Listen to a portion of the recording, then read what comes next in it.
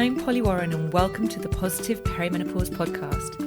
This is the place for some positive inspiration to help you through the rollercoaster ride of perimenopause. I truly believe that with the right support, knowledge and wellness tools, you can feel your best yet. Because I'm learning this life phase can be a truly exciting and often pivotal time of life. With every episode, my mission is to support and empower you to own your menopause, because it's time to start taking care of the most important person, and yes, that's you. So thank you for being here and sharing your time with me. Now let's dive in. Hello and welcome back to the podcast. How are you? I hope you've had a good week.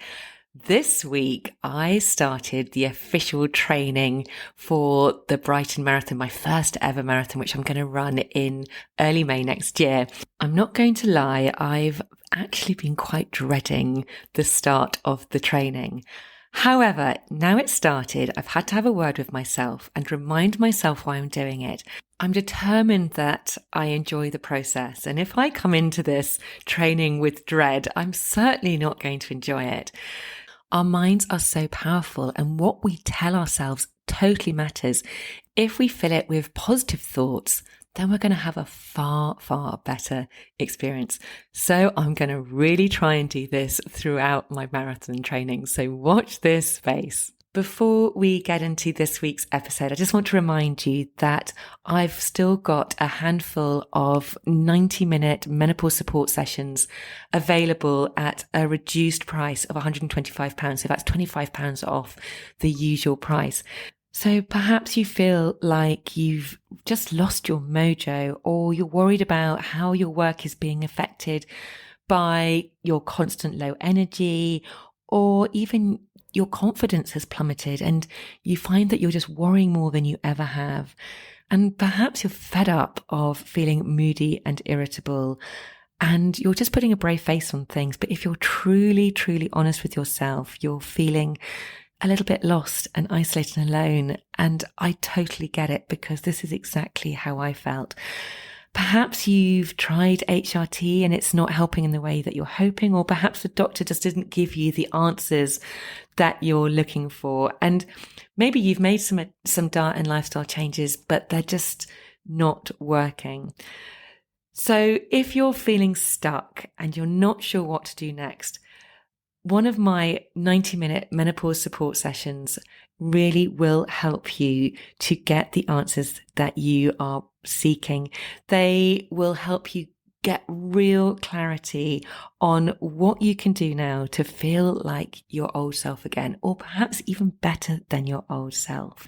And because we are all so individual, sometimes we just need an individual approach. And that's exactly what you'll get in one of these support sessions with me. I know that with the right guidance and expert advice, you'll have more energy than you've had in ages, will reduce your brain fog, you'll feel far more in control of your moods, you'll have renewed motivation, you'll be feeling much, much more positive. I know that because that's what women I've worked with before have told me.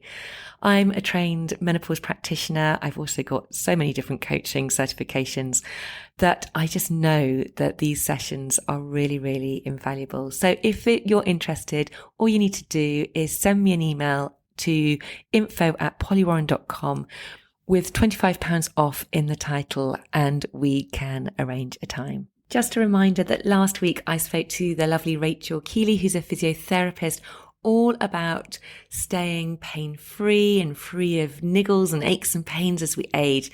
So if you haven't had a listen to that one, I highly recommend going back and having a listen. Okay, on to this week's guests. This week, I speak to fellow menopause coach Adele Johnston. Adele is a certified nutritionist, and also she's a positive psychology coach, and she's super passionate about helping women improve their menopause health and reclaim who they are without menopause taking over.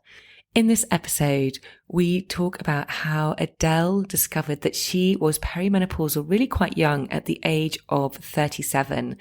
And we also discuss many of the free mindset tools that we can all access, which can really help support ourselves. Hello, Adele. It's absolutely lovely that I have you join me today on the podcast. So as a fellow menopause coach, I think it's very easy in this space, particularly when you have your own business and you see others doing something very similar to yourself, to sort of stay clear and go, oh no, they're doing something very similar to me. But I see it incredibly differently, actually, because we're all on a similar mission, ultimately. And I love how you put it. It's to make menopause mainstream. And we're all sharing the same message, but yet we're all very unique and very different. And we have our own specialisms and we all have slightly different trainings. So I love talking to other menopause coaches and finding out more about them. So to start with, I'd love to know a little bit more about you and your menopause story, because I know that you started your perimenopause journey under the age of 40. And because 1 in 100 women start their menopause journey will actually go through menopause under 40. I think it's really super important that we talk about it, because quite often we don't associate women in their 30s with menopause. So I'd love it if you could tell us a little bit about what was going on for you at that time and how you discovered that you were perimenopausal. Yeah, thank you. And thank you for inviting me on here. I think that it's an amazing space that we get to be in together as a collective. So yes, never competition, always collaboration. Absolutely. So my journey, I was probably early 30s when I started to notice that things were just feeling a little bit different with my body. I was quite senior in corporate at that point. I had quite a stressful job. I had twin daughters. Life was a bit hectic. So I think we can easily just dismiss it and put it down to stresses of work or stresses at home. Got into my mid-30s. I was about 35 when things just started to get a little bit worse. And it was only when the heart palpitations and the itchy skin became a really severe symptom for me. A lot of the symptoms that I experienced were vaginal to begin with, because I have the Mirena coil as a contraceptive, because I didn't want any more twins. That was enough. I always had the Mirena, so I didn't bleed. So I wasn't aware of whether there were changes to my menstrual cycle. And then, a lot of the symptoms, vaginal, heart palpitations, which I'd never, ever experienced before. And it was very scary. I got really anxious around it all and had never had anxiety before. So there was a lot of different things coming up for me.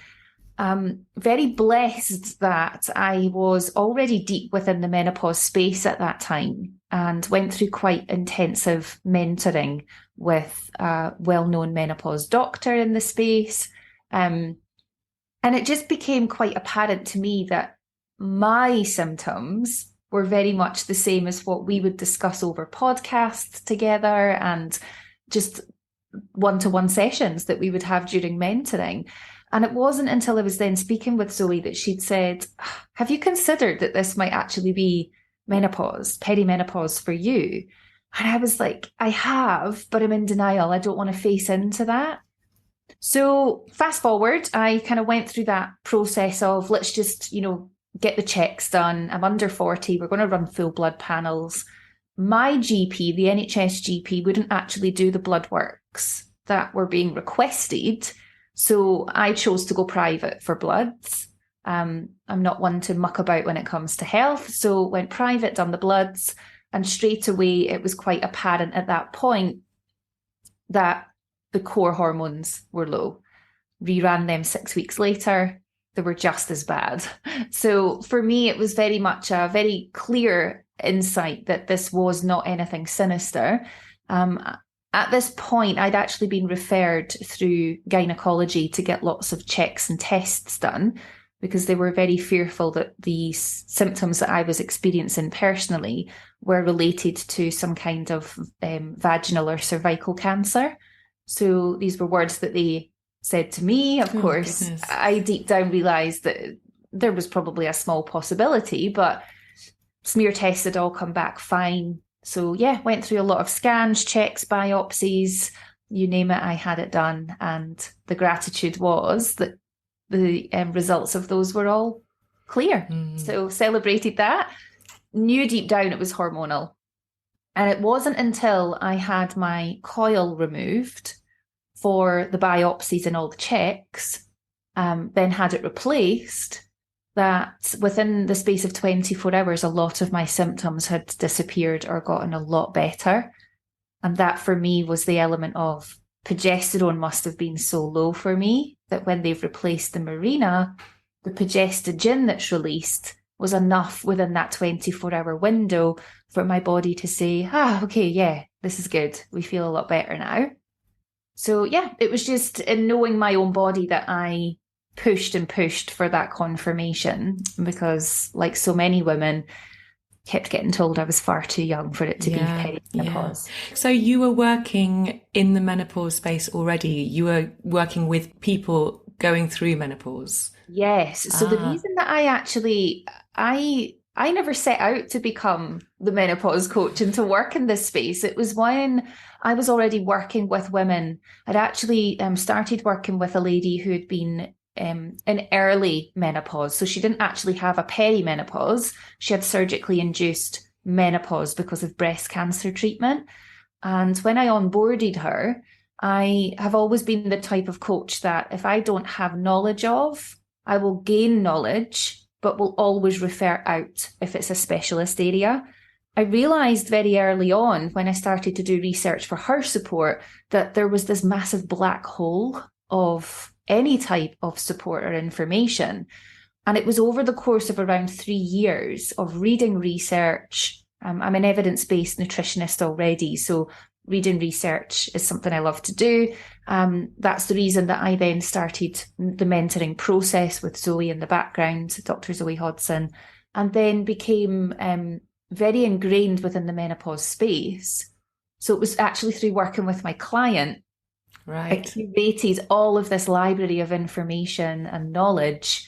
And then that's where the 12-week menopause support coach certification came from, because I developed such a knowledge and understanding from something that there just isn't that core central piece of knowledge that you can go to.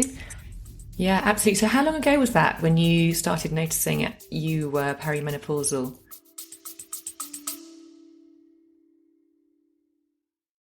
A very quick break to ask you to hit the follow or subscribe button if you haven't already.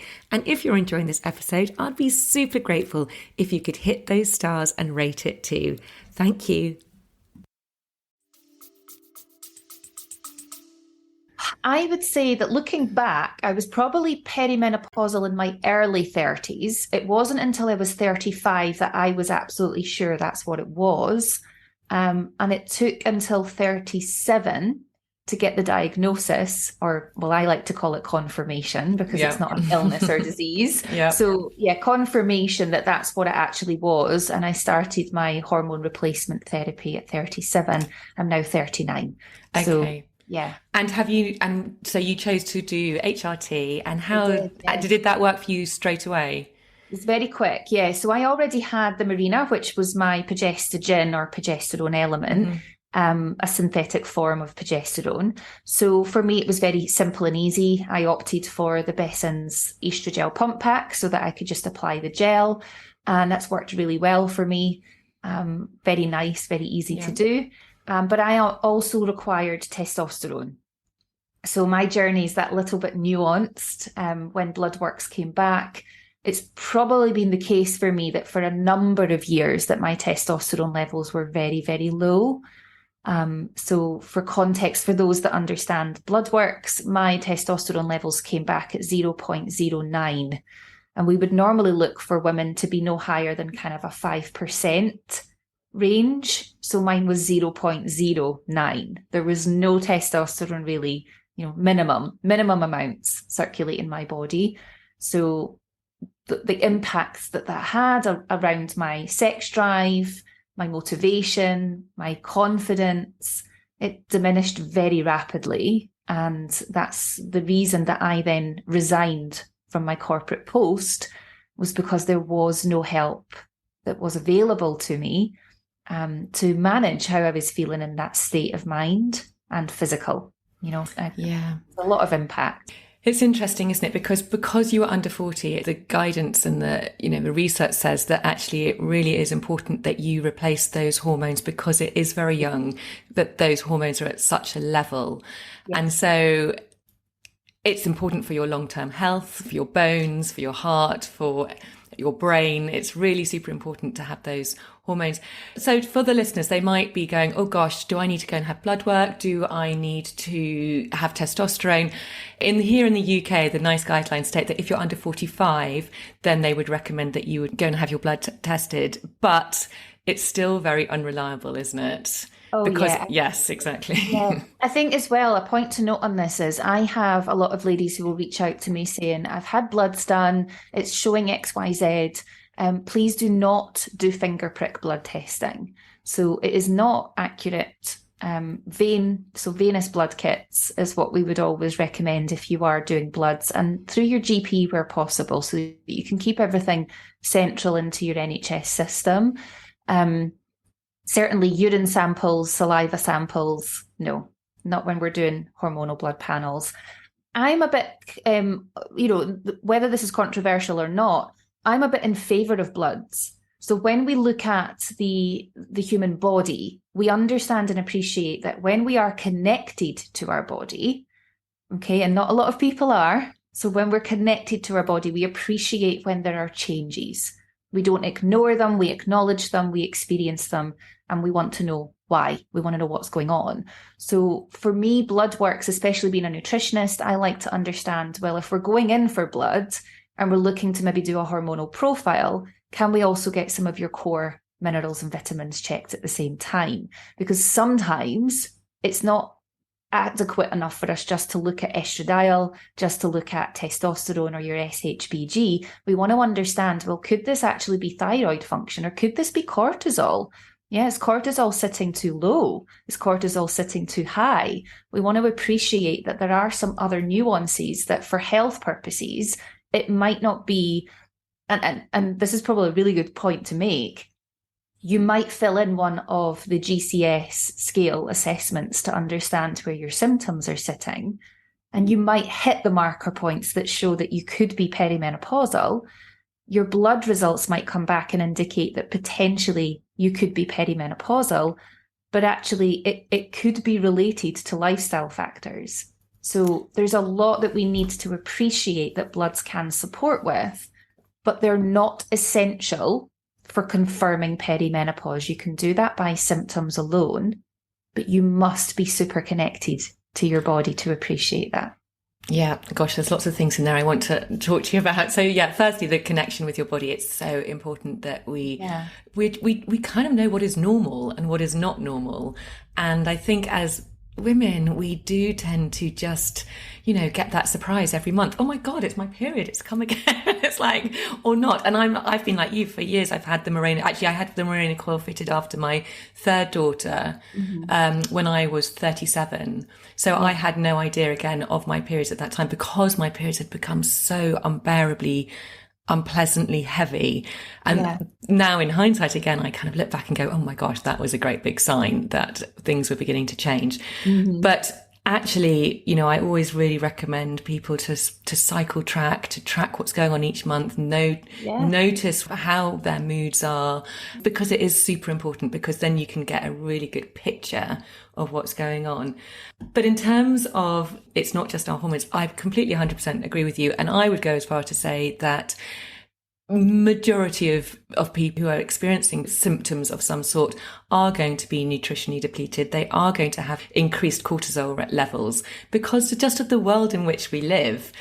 I think it's something like 80% of people hit midlife nutritionally depleted because they're just not eating a variety of plants like we used to, and we're stressed out all the time, and so our cortisol levels are through the roof. Yeah, I think it is. I've actually just released a podcast today on cortisol. So there's an episode around the impacts of cortisol being too high or too low. So it's a good one to listen to. But you're completely right. We've got over 2 million year old brain in our head. And that brain still will look at risk and fight, flight, freeze response. But that risk maybe isn't necessarily that you're running from, a predator or an animal anymore. It's that actually you're creating this story in your mind space as soon as you're waking up in the morning, that you've got this stressful meeting that you're going into. And instead of one predator, you've maybe got 12 predators in a meeting room that you're thinking, I don't want to go in here. I don't want to do this. Or you're showing up to a client that you don't feel aligned with, that, this is all inside our mind space. So the predators and the risks sit within the thought process.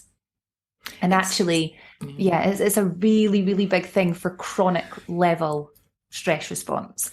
Because even though we get that, as well as getting that immediate release of cortisol when we turn into that stress response, every time we have even a negative thought, because the body can't tell the difference if it's real or not, we get a chemical reaction, and cortisol is released into our body. So we're constantly getting this cortisol. So you think we have something like 70,000 thoughts a day, and I think a huge number, it's 80% of those, 70-80% are negative and subconsciously or consciously. So if you think of all of that cortisol being pumped into our bodies, there's no wonder that we are constantly on high alert. Yeah, in a chronic response state. I mean, we need cortisol, right? It's one of these hormones that without it, we wouldn't survive. So we actually do need to have it. It's healthy that we do release cortisol. It's at its highest first thing in the morning, which many people might think that's crazy. Why? We actually do have the higher spike of it first thing in the morning. And it's designed then that we get up, go and do. So it's you're awake, you're rested, you're awake, you're going about your day.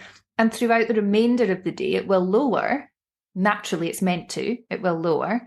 And that helps then the circadian rhythm. So the sleep-wake cycle and sleep pressure to build. It's like this beautiful symphony connection that all of the hormones in our endocrine system of the human body will just be in flow with one another. But what happens when we then put a kind of kink in that chain? If we then think road rage, so someone cuts us up at the lights, we have some road rage response, we can't get over it. The heart rate's pumping, we've got aggression and anger, we've got this response within the body that automatically then says, well, I don't like that, I'm not happy with that, and I can't forget that. So the remainder of the day will then trickle on. So rather than cortisol being high in the morning and gradually lowering through the day to help with the sleep-wake cycle of our circadian rhythm, we will ignore that adenosine pressure in the brain is building up to make us feel sleepy. We'll have caffeine. Caffeine's an adenosine blocker. Therefore, it's still building up. And this is why some people can feel quite rattly in the afternoon, quite fractious and a little bit, I refer to it as we're kind of in toddler mode. We go into that state of, I don't know what I want. I don't know what I want to do. I just feel really peed off right now.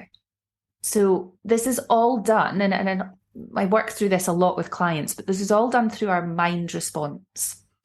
And this is where things like daily gratitude and daily positive affirmations can really support when you recognize that you're falling into a response state that feels quite negative or quite aggressive in response. The best thing you can do is have a kind of disruptor. It might be the clicking of your fingers. It might be I recognize I'm doing this. Okay. And then allowing yourself to fall into but what am I grateful for in this moment? And it's not falling into toxic positivity. There's a difference. It's bringing ourselves into a reframe. So we take back control of that moment and we give ourselves a reframe. And it's amazing then what happens. The brain will settle. The body will relax. And we'll allow ourselves to release a lot more of those happy hormones. Yeah. And we need those. We sure do. Yeah. So Adele, you're a positive psychology coach. So I presume those are some of the tools that you teach people.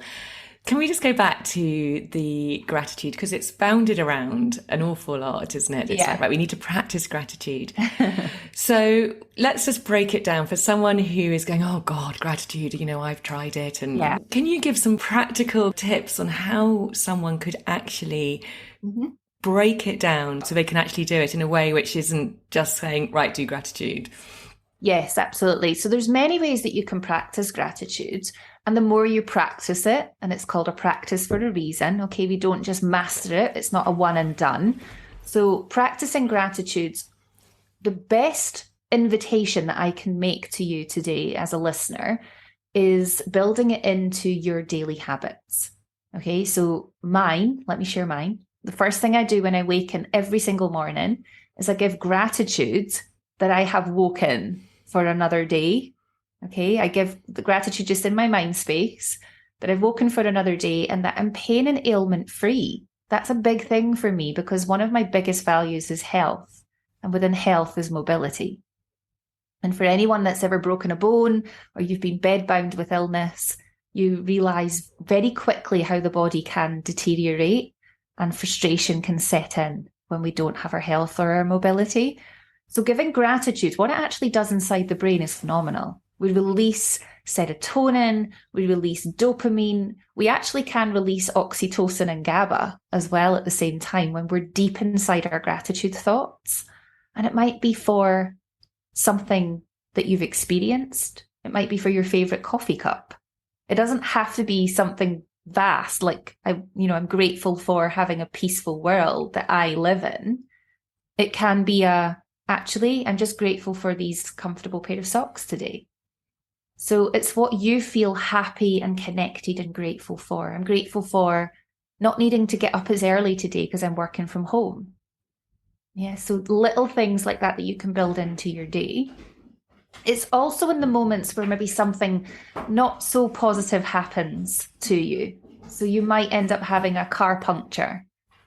And this is where we can fall into the whole victim mode. Victim mentality can take over. But actually, is that an opportunity then to listen to your favorite podcasts until the, recovery service arrives? Or is this an opportunity to phone your best friend that you've not spoken to for 6 months because you're both so busy that you get the opportunity of the universe has delivered you half an hour to an hour of time? So it's allowing, and as soon as you allow that gratitude to become a daily practice for you, oh my word, you are going to be hooked on that practice. You're going to ask yourself why you've never been made aware of this before. Yep, it's so true. Like attracts like. Once you start being really grateful for that moment, even if the day's going wrong, something good generally does happen. But it's different to toxic positivity. So Adele, how is it different to toxic positivity? So toxic positivity is something that a lot of people will feel that they have to be grateful or happy in a situation. Okay, and let's use, this is quite a big one actually, because it's happened quite a lot this year for people, but those that have been very blessed to be able to journey to different parts of the world on trips or holidays, we in the UK have had a lot of baggage handler striking and lots of bags went missing. Okay, so I know a lot of my female entrepreneurs in a business network that we're part of, we were very lucky to be able to go to LA for a business retreat. And my bag was fine. My bag arrived home, but 3 of my business friends have still never received their luggage back. And inside their luggage is personal belongings and things that can't be replaced. Other things could be replaced and that's fine. But what can happen with that is toxic positivity then would have us believe that we have to be grateful that we arrived home safe and that we actually have the ability to go buy other things. But what can happen then is those irreplaceable items, well, they can't be replaced. And if we are not allowed to feel upset or sad or grieve the loss of those things, then we're being toxic in that positivity to ourselves. So we're still allowed to be peed off. We're still allowed to swear, to cry, to shout, all those things. Yeah. But we need to allow ourselves to connect back in then with, okay, I'm safe, I'm well, I'm happy. I'm living in a happy life, but I'm still upset that I've not got those things back. Yeah, it's feeling those feelings. Otherwise, they're going to pop up somewhere else, aren't they? Absolutely. It's really important to feel them. So I wonder, Adele, if you could just, again, maybe give us some tips on how best to create an affirmation which is going to serve us well. Yeah, this is a really good question. I love it. So affirmations are a connection between you and an environmental situation. So if we think about when we say things like I am, the human psychology is that we will naturally think of what I'm not. So when I say, Polly, I want you to affirm that you are. Okay, what are you? What do you feel? The automatic reaction is the brain will always trip itself back into, well, I want to say that I'm powerful, but today I actually feel quite vulnerable. So I'm not going to say vulnerable, I'm just going to say powerful. But what we get to do with this is find words that we feel connected with and to. So, and I do have a podcast on this, episode 17 talks about affirmations and takes you through an affirmation meditation. So when we say I am, it's putting those two words in front and then allowing yourself to be in flow. Okay, I am peaceful. I am grateful. I am worthy. These are really big connections that we get to then affirm to ourselves. And it's such a powerful thing to do, because if we think back to what we were speaking around the release of cortisol and how we can manifest a risk or a state of being that isn't conducive to health, when we then bring ourselves back into an I am affirmation, I am powerful, I am healthy, I am loved, I am well, I am showing up in my best possible self, it can be anything. Then what we do is we start to lift our mood and our vibrations. And we've touched on this. And what we vibrate and radiate, we attract more in, like a magnet source. So the more that you tell yourself, I am powerful, I am showing up in my best self, I am the best at what I do, you're helping your brain to go, oh yeah, we really are. We really are powerful. We really are the best at what we do. And it helps to affirm then that confidence, that self-connection, and really releasing all of that positive chemical and neurotransmitter journey, that kind of symphony we talked about within the body. Because it's all too easy for us to say, oh, I'm so stupid because I did that. Our language is so important, isn't it? It does matter what we tell ourselves. I was listening to a really good podcast this morning with Marissa Peer, who's an incredible therapist. And she was saying quite often you might say something like, I can't do that because I would die. So your brain immediately kind of goes, oh my God, if she was to stand up on stage and do a speech, she would die. So I'm going to do everything I can to protect her so that she doesn't do that, and makes it as difficult as possible for her to do that. So these affirmations are so powerful. The way we speak to ourselves is so powerful. It has to be something that we believe rather than something we don't believe. But it can really, really help to kind of get your brain and your mind in a place which is going to work for you rather than against you. Yeah, so powerful. I mean, even things like if you aren't readily practicing your affirmations, then it's a reminder to maybe have a mug that has maybe an I am affirmation statement on it, or, you know, a post-it note that you can write maybe 3 that you then remind yourself that you are these things. And it's about saying them, in your mind space, but also out loud and verbalizing. I find myself sometimes, if I have moments where I think, wow, I feel very fragile right now, I'm in a really vulnerable space, then I will walk around my house, everybody's out, but I'll walk around my house and I'll be screaming out my affirmations. Yeah, I am strong, I am powerful, I am capable. And we all get these moments where we feel a little fragile, and it's amazing what it then does to the heart and brain connection within your body when you affirm these thoughts. Very powerful. Yeah, absolutely. And I think as we go through this perimenopause transition, one thing which so many of us lose is confidence. Yeah.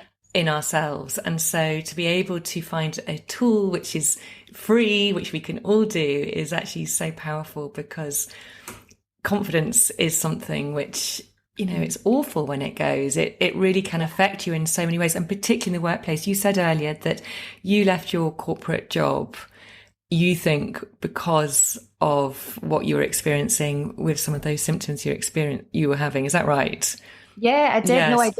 I did leave because of it. Unfortunately, there just wasn't any support available for what I needed. And Yeah. my husband and I had a conversation and decided that health was far more important than money. Walked away from a very big salary and was just very, very fortunate that we were in a position that I could do that. I know others are not. And then it was almost like the whole part of my purpose journey was to do that, to then be full time in supporting women in menopause care. So yeah, it's been a phenomenal couple of years. Did you find that you lost your confidence when you Yes. were in this doing this whole journey? So what could women who are finding themselves now in particularly in the corporate world, well, I suppose in any job, Yeah. what can they do to help themselves? Because there's nothing worse than when you're feeling like you aren't able to do your job to your highest ability because you can't remember Yeah. names of somebody or what you're meant to be presenting about or whatever it might be. Yeah. Yeah, absolutely. Yeah, that happened to me a lot. And at the time, I didn't realize that it was perimenopause. I remember having numbers of conversations with senior management around just not feeling great. So what I would suggest is by opening up and talking about it. Okay, a lot of companies are way more advanced now than when I was even in corporate a couple of years ago, and about being able to really step forward and ask for help. Okay, we actually run within the menopause support coach certification. We invite corporates to take part in it so that very much like my mental health first aiders, we then have in-house menopause support coaches.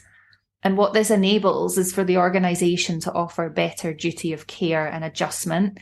Sometimes it's just a conversation that needs to be had. Other times we need to maybe make some reasonable adjustments to the care within the workplace. So speaking up about it and making people aware, not suffering in silence is my biggest thing.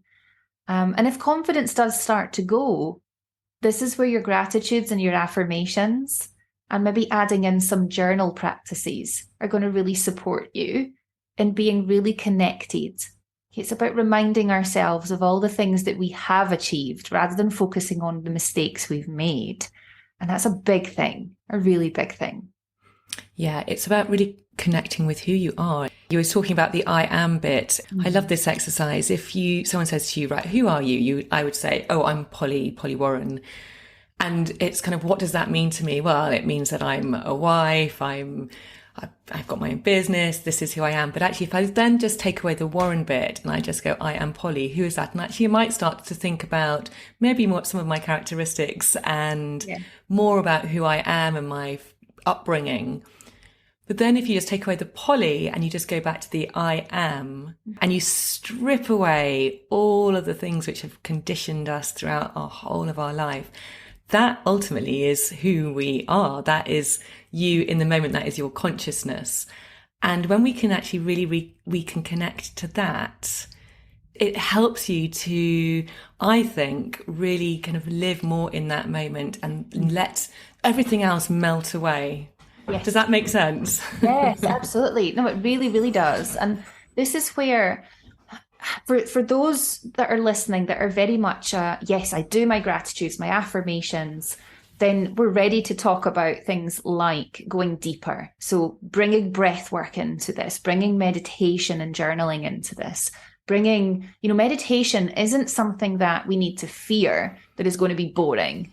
I remember being one of those people that thought, God, I'm not sitting in a circle with my fingers poised, humming to myself for an hour. This is just a waste of time.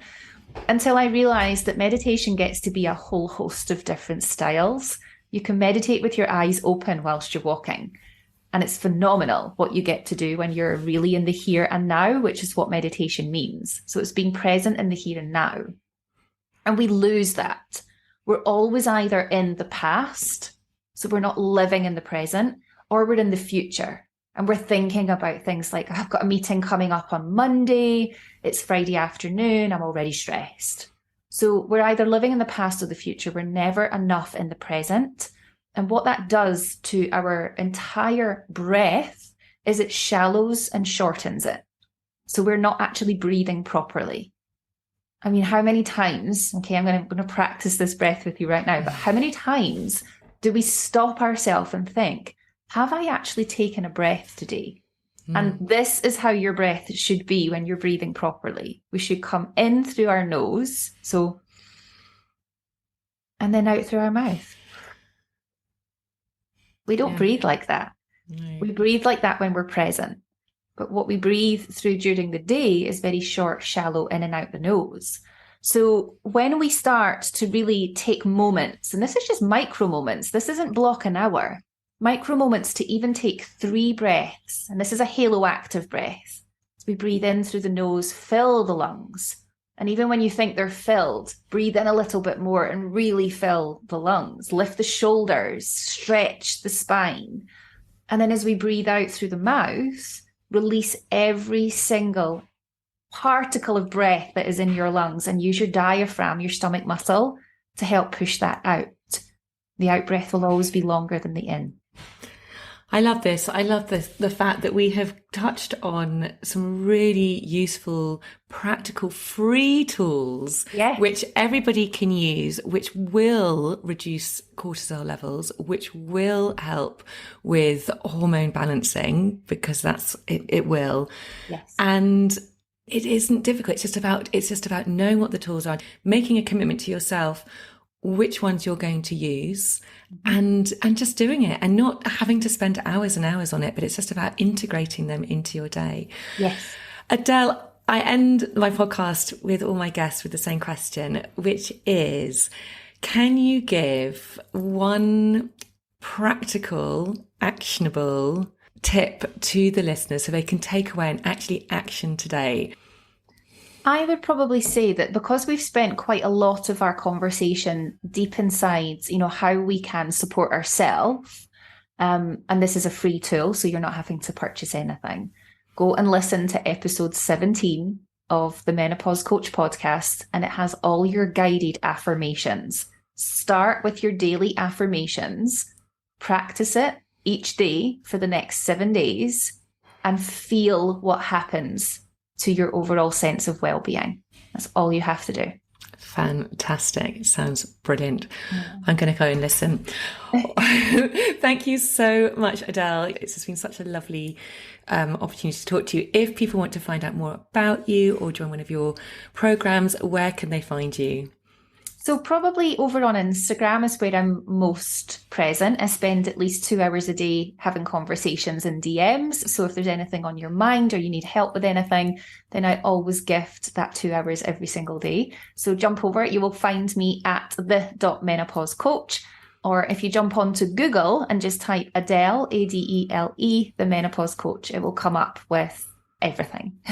Okay. Great. Thank you so much for your time today. It's been really lovely to meet you. Thank you for having me. It's been so nice speaking with you.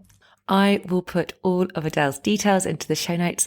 And if you haven't tried any of the tools which we've talked about today, why not pick one and give it a go? Because it will make a difference to how you feel within yourself. And if you enjoyed this episode, please feel free to come over to Apple Podcasts and leave me a review. It really does help so much to get this podcast out there. And if you think a friend might enjoy this episode, feel free to share it onto them. Thank you so much for listening. As ever, I know how busy you are, so I really, truly appreciate the time you have taken to listen to this podcast, particularly if you're still listening right now to the end. Have a wonderful rest of the week, and I can't wait to speak to you next time. Bye.